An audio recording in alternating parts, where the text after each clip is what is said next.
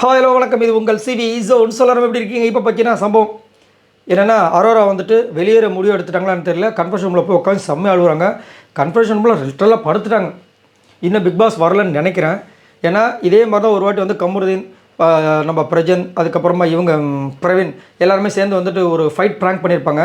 அந்த டோரை ஓப்பன் பண்ணியிருப்பாங்க. உள்ளே போய் இவங்க பேசியிருப்பாங்க. ஆனால் பிக் பாஸ் குரல் கொடுத்துருக்கவே மாட்டார், ரெஸ்பான்ஸே இருந்திருக்காது. ஆனால் அந்த டோரை ஓப்பன் பண்ணியிருப்பாங்க. மேபி அந்த டைம் வந்து பிக் பாஸ் கேட்டிருக்கலாம், பிக் பாஸ் வந்து ஓப்பன் பண்ணுங்கள், நான் வந்து பேசிக்கிறேன்னு சொல்லியிருக்கலாம். புரியுதுங்களா? அது மாதிரி இப்போ வந்து ஓப்பன் பண்ணிட்டாங்க. அவங்க உள்ளே சைலண்ட்டாக உட்காந்துட்டு இருக்காங்க.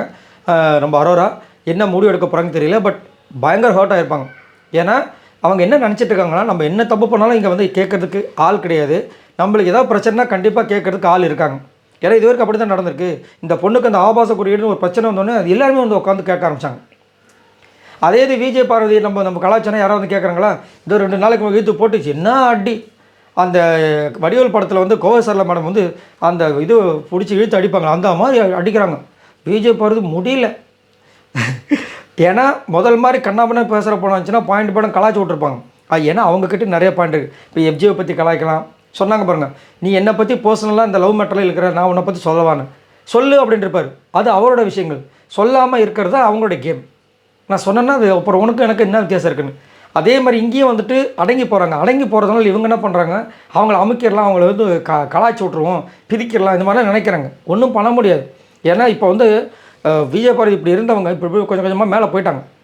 சரிங்களா? இப்போ இவங்கள அளவுக்கு வரணும்னா அரோரா ரொம்ப ரொம்ப கஷ்டப்படணும். கஷ்டப்பட்டாலும் அவங்களோட எண்ணங்கள் வந்து அதை வந்து தடுத்துரும். ஏன்னா நல்ல எண்ணங்கள் இருந்துச்சுன்னா தான் அவங்களால வந்து முன்னேற முடியும். பட் இங்கே நல்ல எண்ணமே சுத்தமாக அரோரா கிட்டே இல்லை. அதனால தான் கமருதீன் சொல்கிறத அவங்களால தாங்க முடியல. ஏன்னா கமருதீன்கிட்டே துஷார் கிட்ட மேலே எனக்கு ஃபீலிங்ஸே இல்லைன்னு ஒரு வாட்டி சொன்னாங்க. அப்புறமா அந்த சண்டைலாம் வந்ததுக்கப்புறமா இந்த பிரிவில் வந்துச்சுல, அதுக்கப்புறமா வந்து கமருதீன்கிட்டே என்ன சொன்னாங்க, எனக்கு வெளியில் போனால் துஷார் கிட்ட தான் நான் கண்டினியூ பண்ண ஆசைப்பட்றேன்றாங்க. இதெல்லாம் யார் முடிவு பண்ண விடுது? துஷார் தானே. அவர் நினைப்பார், நானே சிவனேன்னு வெளியே இருக்கேன், என்னை எதுக்கு உள்ளே இழுக்கிறீங்க, நான் பாடுக்கு சிவனன் இருக்கேன், ஏன்ப்பா என்னையே உள்ளே இருக்கீங்க அப்படின்ற மாதிரி நினைக்கும். ஆனால் அவரை வச்சு ப்ளே பண்ண இதில் தான் நிறைய பேர் வந்துட்டு ஒரு கமெண்ட் வர போட்டு விட்றாங்க. என்னென்னா வைல்ட் கார்டில் துஷார் உள்ளே வராரு, என்னையே வேறு அதுக்கு ஒரு வீடியோ போடுங்க. ஏங்க இருக்க ஆளை அனுப்புறதுக்கே வந்து யோசிச்சுட்டு இருப்பாங்க, இதை துஷார் வேறு இறக்கணுமா?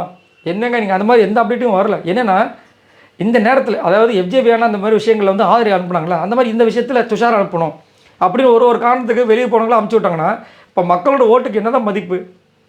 மக்கள் கஷ்டப்பட்டு ஓட்டை போடுவாங்களாம், இவங்க வெளியே போடணும்னு சொல்லிட்டு ஓட்டை கம்மி பண்ண முன்னொருத்தங்களை போட்டு அந்த விஷயத்தங்களை காமிப்பாங்களாம், இவங்க வெளியே போயிடுவாங்களாம், இவங்களோட பிரச்சனைக்காக அவளை திரும்ப உள்ளே கொண்டு வருவாங்களாம்.